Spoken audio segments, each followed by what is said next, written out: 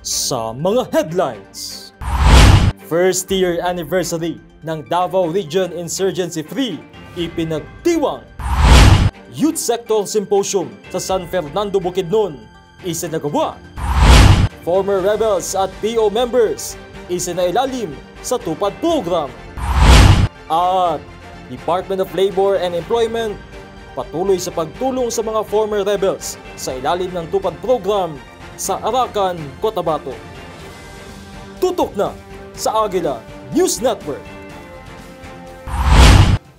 Sa ilalim ng nagbabagong panahon, hatid namin ang mga kwento ng pangarap ng bayan, pag-asa sa mga nanghihina, pag-unlad at pagbabago, nagbabalita, naglilingkod, nagmumulat. Dahil sa mata ng bayan, katotohanan ang ipinapakita. Mga balitang mula sa Pilipino, para sa Pilipino, Agila News Network. Magandang araw Pilipinas, ako po si Louie Angchay. Ipinagdiwang ng buong Davao Region ang unang taong anibersaryo ng pagkadeklara nito bilang Insurgency-Free Region. Highlight sa aktibidad ang muling tahasang pagpapahayag ng suporta ng mga former rebel at ng indigenous people's community sa kampanya ng gobyerno laban sa insurhensiya. Si Agila Trooper Jesus Medrano sa detalye. The success we've achieved is not an isolated victory. It is a blueprint for what can be achieved when we unite in the pursuit of peace and progress. Binigyang diin ni Arian Jane Ramos o alias Marikit, dating NPA Guerrilla Front Secretary, ang sinserong pagtutulungan ng lahat ng sektor sa Davao Region para makamit ang inaasam na kapayapaan at kalayaan mula sa mga komunistang teroristang grupong CPP-NPA sa ginanap na first year anniversary celebration ng pagkadeklara ng Davao Region bilang insurgency-free noong Oktubre 27 sa Arcadia Center, Ecolan, Davao City. Anya sa mga kapwa former rebels at sa mga natitirang miyembro ng armadong grupong NPA, panahon na ng paghilom ng sugat ng kahapon. Enough blood has been shed and too many lives have been lost in the pursuit of an ideal that time has proven futile. It is time to confront the harsh reality. The revolution we once envisioned, the government we aim to overthrow, will never materialize through armed struggle. Nagbago ang takbo ng kanilang buhay matapos maranasan ng iba't ibang serbisyo ng pamahalaan na pumasok sa kanilang lugar na nooy sadyang hinaharang ng komunistang teroristang mga NPA, bit-bit ang kanilang mga propaganda. Baliko na ko karon ng mga yutua. Kami naghukbong, naghiusa nga musuporta sa atong kausa sa pagkapot sa tiunay nga kalinaw sa Davao Region. Emosyonal ang mga former rebel at IP community sa muli nilang pagkikita sa espesyal na okasyon. Nangako naman ng defense sector, lokal na pamahalaan at maging pribadong grupo na walang pagod na magsasagawa ng mga pulisya para solidong maipagpatuloy ang mithiing Insurgency-Free Davao Region. October 12, 2022, idiniklara bilang insurgency-free ang Davao Region ng Regional Peace and Order Council 11, Resolution No. 7 Series of 2022 na resulta ng matagumpay na pagpuksa ng NPA Guerrilla Fronts sa Davao Region. Precious Medrano para sa Agila News Network.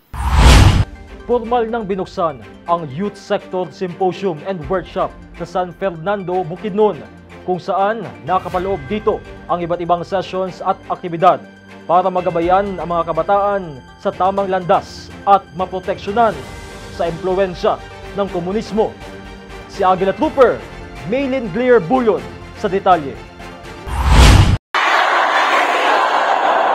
Ito ang sigaw ng 200 estudyante mula sa Halapitan National High School nang formal nang binuksan ang Youth Sector Symposium and Workshop na ginanap sa Barangay Halapitan Municipal Gymnasium, San Fernando, Bukidnon, ika-19 ng Oktubre. Nakaangkla sa temang Safeguarding the Youth's Future Through Empowerment ay naglalayong protektahan at bigyan ng kapangyarihan ang kabataan na labanan ng anumang panlilinlang ng Communist Terrorist Group or CTG. Matatanda ang lumawang area ng unit, kaya naman puspusan ang pagpapalaganap ng massive awareness campaign lalong-lalo na sa sektor ng mga kabataan sa pangunguna ni Lieutenant Colonel Roel M. Tabas, Battalion Commander, at sa suporta at tulong ng lokal na pamahalaan ng San Fernando, Bukidnon na pinangunahan ni Honorable Rogelio C. Yeke, alkalde ng nasabing munisipalidad. Ayon kay Yeke, dapat seryosohin nila ang kanilang pag-aaral upang maging mga profesional na kanilang hinahangad habang tinutulungan nila ang isa't isa tungo sa pag-unlad.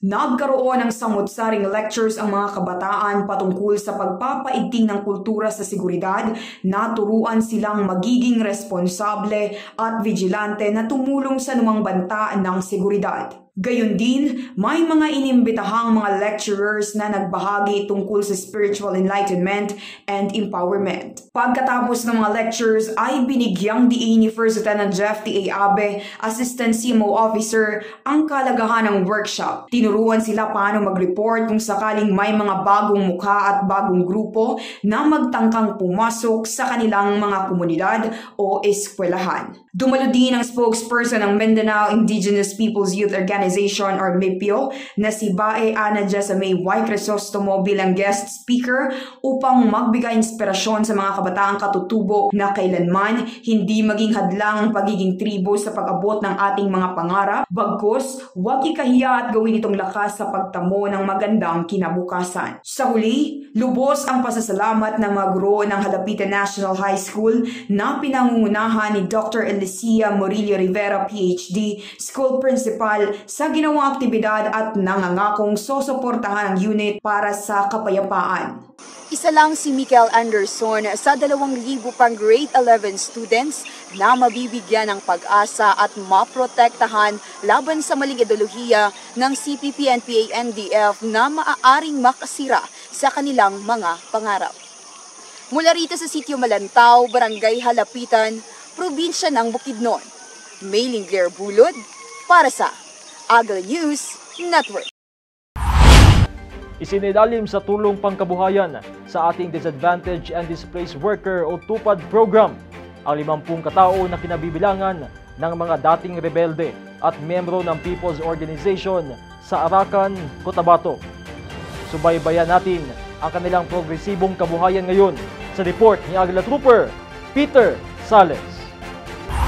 Malaki ang pasasalamat ng 50 benepisyaryo na binubuo ng People's Organization at former rebel sa probinsya ng Cotabato.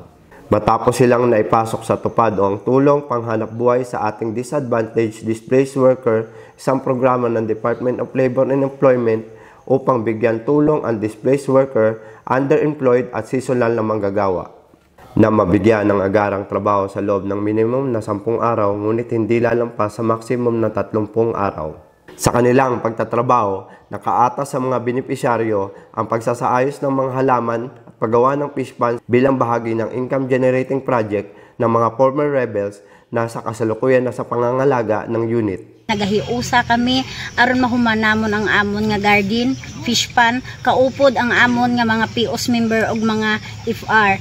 Kag sa tanan nga mga agency nga nagbulig sa amon, kaupod sa 70 seconds IB, madamo gid nga salamat sa inyo nga tanan. Sa pamamagitan ng programang ito ay naisa sa buhay ang bayanihan ng bawat isa upang mapaunlad ang kabuhayan ng komunidad. Mula rito sa impila ng 72nd Infantry Gabay Battalion, Bayan ng Arakan, Probinsya ng Cotabato. Peter Sales para sa Agla News Network. Sa kabilang dako naman ay patuloy sa pamamahagi ng tulong ang Department of Labor and Employment sa ilalim ng TUPAD program.